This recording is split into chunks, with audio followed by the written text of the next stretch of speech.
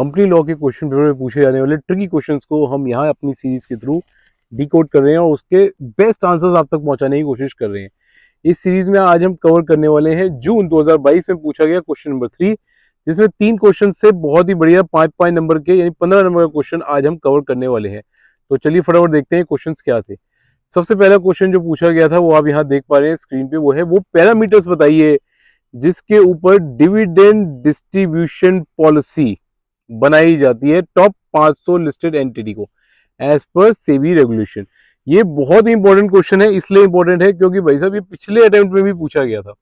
और ज्यादातर हम लोग क्या लिखते हैं कि डिविडेंड डिस्ट्रीब्यूशन पॉलिसी क्या होती है कि भाई इतने दिन के अंदर डिस्ट्रीब्यूट किया जाएगा एंड फलानी ढिमकानी, जो भी डिविडेंड के प्रोविजन हमें पता है हम लिख देते हैं, लेकिन हम भूल जाते हैं कि ये क्वेश्चन ये जो प्रोविजन हम लिख रहे हैं ये सेबी के नहीं है, ये कंपनी लॉ के है। तो चलिए देखें कि सेबी रेगुलेशंस क्या कहता है डिविडेंड डिस्ट्रीब्यूशन पॉलिसी के बारे में। चलिए तो ये कहां पे दिया हुआ है जी, 43A of SEBI listing obligation and disclosure requirement regulation 2015 के हिसाब से ये बताया जाता है।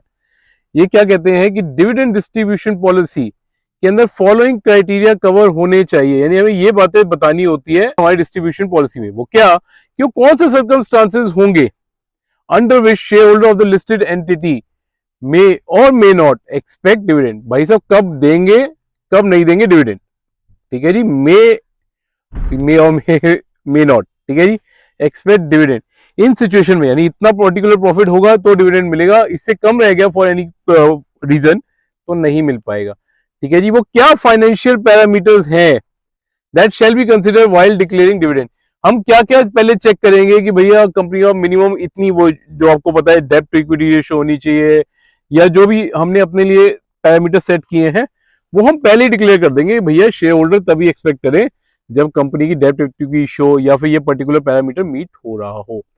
इंटरनल और एक्सटर्नल फैक्टर्स वो कौन कौन से हो सकते हैं जो हम कंसिडर करेंगे, मे बी जैसे कोविड, ठीक है, लॉकडाउन था जी, पैसा आ ही नहीं रहा था, नहीं आ रहा था तो हम शायद ना भी दे पाए।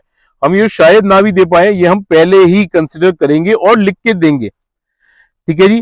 Policy as how the retain earning shall be utilise, जो पैसा अंदर रख लिया जाएगा इन डिविडेंड रूम में नहीं बांटा जाएगा डिविडेंड के रूप में, उसको कंपनी कैसे यूज करेगी ये आपको पहले ही बताना पड़ेगा। Parameters that shall be adopted with regard to the various class of shares.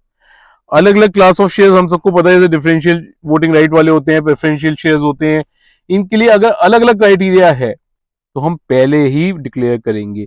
तो सर ये किसको डिक्लेयर करना होता है, ये करना होता है टॉप 500 कंपनीज को, ठीक है जी।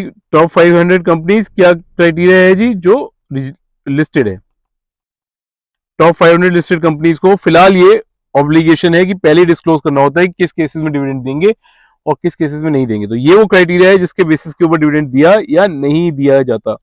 ये जनरल नॉलेज के लिए भी बहुत अच्छा क्वेश्चन है और इसके ऊपर अलग अलग कॉम्पिटेटिव एग्जाम्स में भी क्वेश्चन पूछे जाते हैं। अक्सर हम लोग कंफ्यूज हो जाते हैं और नॉर्मल डिविडेंड डिस्ट्रीब्यूशन के प्रोविजंस यहाँ लिखाते हैं। चलिए फटाफट आगे चलते हैं, 5 नंबर हमारे कंफर्म हो गए अगर ये 5 क्राइटेरिया आपको बताते तो। चलिए चलते हैं अगले क्वेश्चन पे। अगला क्वेश्चन ये कहते हैं mind game limited is a subsidy of mind guru limited. तो mind game attracts the provision of section 135 of companies act 2013 and it has minimum obligation to spend corporate social responsibility, ठीक है जी, amount rupees 15 crore. तो 135 हम सबको पता है किसका है, सीएसआर का सेक्शन है जो बताता है कि किस किस केस में हमें सीएसआर करना होता है। तो भैया इनके ऊपर कितना है जी, 15 crore during each of the preceding 5 साल से लगभग इतना उनके ऊपर ऑब्लिगेशन पड़ रहा है, ठीक है जी। तो बोर्ड क्या कह रही है कि वो कह रही है भाई ये बताओ हमें क्या करना पड़ेगा, क्या हमें इंपैक्ट असेसमेंट कराना पड़ेगा। यहाँ बहुत सारे लोग कंफ्यूज हो जाते हैं और सेक्शन 135 के ही सेक्शन के ही प्रोविजन लिख देते हैं कि ये अगर सिचुएशन है तो इसका मतलब हमें क्या करना पड़ेगा, सीएसआर कराना पड़ेगा। इंपैक्ट असेसमेंट और सीएसआर थोड़ा सा अलग होता है, कैसे ही अभी हम आगे पढ़ेंगे। Whether impact assessment is required to be undertaken by all the company, सबको लेना होता है। तो ये तो मैं आपको अभी से बता रहा हूँ, सबको नहीं लेना होता, खैर वो अभी हम क्राइटेरिया पढ़ेंगे तो आपको बता देंगे। और कि कौन कौन ये इंपैक्ट असेसमेंट कंडक्ट कर सकता है, यानी कि कौन सी अथॉरिटी कर सकती है। तो आइए इसके बारे में डिटेल में बात करते हैं। अब भाई साहब सीएसआर हमारे ऊपर लगता है कंपलसरी है, हम सेक्शन 135 के अंदर फॉलो करते हैं, तो फिर हमें क्या करना होता है, सीएसआर करना होता है, यानी कि कुछ कंट्रीब्यूशन करना होता है सोसाइटी की तरफ। लेकिन उससे सोसाइटी का कितना भला हो रहा है ये कैसे पता लगे, ठीक है जी। तो social return on the investment, इसके ऊपर कितना फायदा सोसाइटी को एक्चुअली मिल रहा है, ये जानने के लिए हमें क्या करना होता है, इंपैक्ट असेसमेंट कराना होता है। ठीक है जी। तो ये सीएसआर से अगला स्टेप है। सीएसआर तो हम कर ही रहे हैं, जिस कंपनी, जो भी कंपनी आ रही है इस क्राइटेरिया में, सबको 2% खर्च करना ही करना है, लेकिन वो 2% सही जगह यूज हो रहा है नहीं हो रहा, इसलिए हम इंपैक्ट असेसमेंट कराते हैं। ठीक है जी। तो अब ये कौन कौन कराएगा और क्यों नहीं कराएगा, ये कराएगा, तो इसके लिए आगे समझते हैं क्या होता है। Since impact assessment is a cost intensive and time consuming, obviously बात है जी, एक तो हम पहले ही इतना खर्चा कर रहे हैं अपने सीएसआर में, ऊपर से समय भी देना पड़ रहा है और टाइम भी लग रहा है, और जो अथॉरिटी करेगी वो भी तो पैसे लेगी। ठीक है ना। तो the idea is to obligate only certain class of company, इसलिए कुछ कंपनी को ही कहा गया, किनको कहा गया, जिनको लार्ज अमाउंट ऑफ स्पेंडिंग्स करने होते हैं। ठीक है जी। जो अपने सीएसआर में बहुत ही ज्यादा खर्चा करना पड़ता है, जैसे अभी हमने ऊपर इस पढ़ा, कितना 15-15 करोड़ करना पड़ रहा है। तो रूल 8.3 क्या कहता है जी, ध्यान से पढ़ेंगे। रूल 8.3 कहता है कि ये कंपनियां करेंगी जी इंपैक्ट असेसमेंट, इनके लिए कंपलसरी है कि ये पता करके बताएं कि मैंने जो सोसाइटी के लिए भला किया उसे भला हुआ भी है या नहीं हुआ। तो कौन कौन करेगा, जिनकी मिनिमम ऑब्लिगेशन कितनी है, 10 करोड़ या मोर। कब, ऐसा नहीं किसी एक पर्टिकुलर साल में, पिछले 3 साल से लगातार है तो आपको करना पड़ेगा। ठीक है जी। या फिर वो जो सीएसआर प्रोजेक्ट कर रहे हैं जिसकी मिनिमम आउटले जो है वो 1 करोड़ है, एक ही प्रोजेक्ट पे 1 करोड़ से ज्यादा लगा हुआ है। ठीक है ji. And which have been completed in not less than 1 year, जो 1 साल से ज्यादा चला है। ठीक है जी। इंपैक्ट असेसमेंट, तो इन दो केसेस के अंदर हमें इंपैक्ट असेसमेंट करना पड़ता है, यानी हमें देखना पड़ता है कि हमारे इस पर्टिकुलर चीज का, ये जो हमने सीएसआर एक्टिविटी करी, कितना इंपैक्ट एक्चुअल में हमारी सोसाइटी को मिला। ठीक है जी। ये कौन करती है जी, कोई भी इंडिपेंडेंट एजेंसी कर सकती है, मे बी प्रैक्टिसिंग सीए हो सकता है, सीएस हो सकता है, जो हमसे वैसे लिंक्ड ना हो। आई होप ये क्लियर है आपको। इंपैक्ट असेसमेंट और सीएसआर के प्रोविजंस को मिक्सअप नहीं करना, यहाँ बहुत सारे बच्चे कंफ्यूज होते हैं। इतना सा अगर पार्ट आपको ठीक से पता था तो 5 नंबर आपके थे। चलिए अब अगले क्वेश्चन पे पढ़ते हैं। चलिए, ये जो क्वेश्चन मैं आप पढ़ने जा रहा हूं ना, ये सबसे ट्रिकी क्वेश्चन था जो कई एग्जाम्स में पूछा गया, और मैं बड़ा हैरान हूं, जब मैंने कईयों से डिस्कस किया तो कईयों ने इसका जवाब गलत ही बताया। तो चलिए सुनते हैं कि मजेदार क्वेश्चन था क्या। इन्होंने लिखा, हाई फाई लिमिटेड ने क्या किया, डिफॉल्ट कर दिया सिक्योरिटी डिपॉजिट जो उन्होंने लिया हुआ था, किससे, अपने डीलर से, अपने डीलर्स से सिक्योरिटी डिपॉजिट लिया हुआ था। ठीक है जी। क्यों लिया हुआ था, ताकि जी वो प्रॉपर और टाइमली परफॉर्मेंस करे, जो भी कॉन्ट्रैक्ट हमारा उनके साथ है, कि भाई साहब आप एक पेमेंट रखवाओ कि आप जब माल सप्लाई करेंगे इतने दिन में करेंगे, नहीं तो आपके ऊपर फाइन लगेगा। तो हमने सिक्योरिटी डिपॉजिट लिया हुआ था इस फाइन के प्रोविजंस के लिए, ताकि कॉन्ट्रैक्ट जो भी हमारे बीच में बने हैं वो टाइमली हो। अब वो क्या करते हैं, कहते हैं कि हाईफाई लिमिटेड क्या है कि 5 करोड़ रुपए इन्वेस्ट करना चाहता है वाईफाई लिमिटेड के शेयर्स में। ठीक है जी। तो कोई रिस्ट्रिक्शंस है क्या सेक्शन 186 के अंदर कि वो नहीं कर सकता। अब मैं आपको पहले बता दूं कि सेक्शन 186 कहता है कि अगर आपने सिक्योरिटी डिपॉजिट्स के अंदर कोई भी डिफॉल्ट कर रखा है, तो आप नई CS corporate, I am so sorry, तो आप नई इंटर कॉर्पोरेट लोन्स के अंदर या इंटर कॉर्पोरेट इन्वेस्टमेंट्स नहीं कर सकते। ठीक है जी।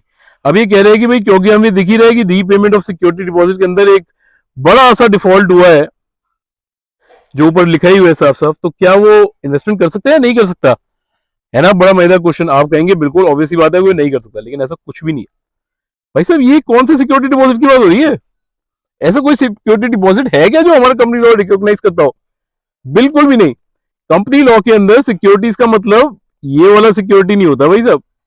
सिक्योरिटी का मतलब होता है शेयर्स, डिबेंचर्स, डिपॉजिट्स, जिसके थ्रू हमने पैसा मार्केट से उठाया हो उसको सिक्योरिटीज कहते हैं।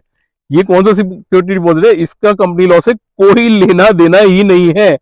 लेकिन ऑब्वियसली बात है, हम सब पढ़े लिखे जीव जंतु हैं और हमने तो सिक्योरिटी डिपॉजिट पता है, लेकिन हमें रियल लाइफ सिनेरियो नहीं पता। तो हम पहले एक्सप्रेशन में क्या कहेंगे, ऑब्वियसली बात है ये भाई साहब इन्वेस्टमेंट नहीं कर सकते। आइए देखते हैं इंस्टीट्यूट ने इसका क्या आंसर हमें गाइडलाइंस के रूप में दिया है।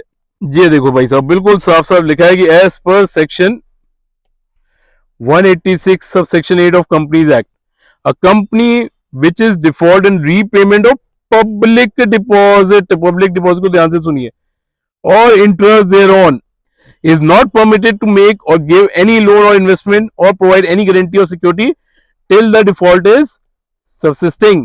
जब तक भाई साहब आपने रीपेमेंट में या फिर इंटरेस्ट में कोई भी डिफॉल्ट कर रखा है और उसको ठीक नहीं किया, तब तक आप कोई भी नई इन्वेस्टमेंट नहीं कर सकते, कोई लोन नहीं दे सकते, कोई गारंटी नहीं दे सकते। लेकिन but it is noted that the given question company has defaulted in repayment of security deposits received from its dealers which were received in the performance of contract or supply of goods or provisions of service. Such security deposit accepted for the performance of contract for supply of goods provisions are not considered.